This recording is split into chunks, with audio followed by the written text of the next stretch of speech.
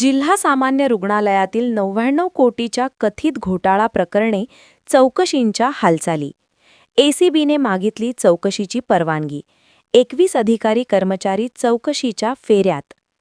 बुलढाणा जिल्हा सामान्य रुग्णालयात कोरोना काळामध्ये जवळपास 99 कोटी रुपयांच्या साहित्य खरेदी व विक्री उपकरणे प्रक्रियेत कथित गैरव्यवहार व भ्रष्टाचाराच्या तक्रारीवरून आता प्रशासकीय कायदेशीर हालचालींना वेग आला आहे.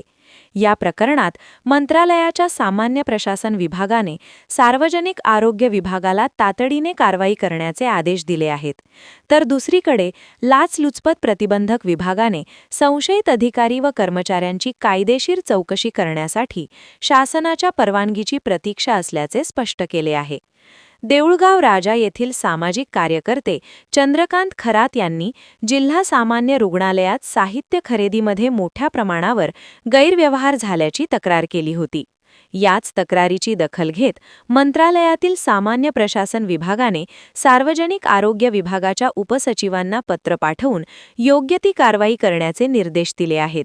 लाचलुचपत प्रतिबंधक विभागाने या प्रकरणाला गांभीर्याने घेतले असून त्यांनी आरोग्य विभागाच्या अप्पर मुख्य सचिवांना या संदर्भात स्मरणपत्र पाठवले आहे, ज्यामध्ये तत्कालीन जिल्हा शल्यचिकित्सक आणि संबंधित 21 अधिकारी व कर्मचाऱ्यांविरोधात तपास व चौकशी करून गुन्हा दाखल करण्याची परवानगी मागवण्यात आली आहे.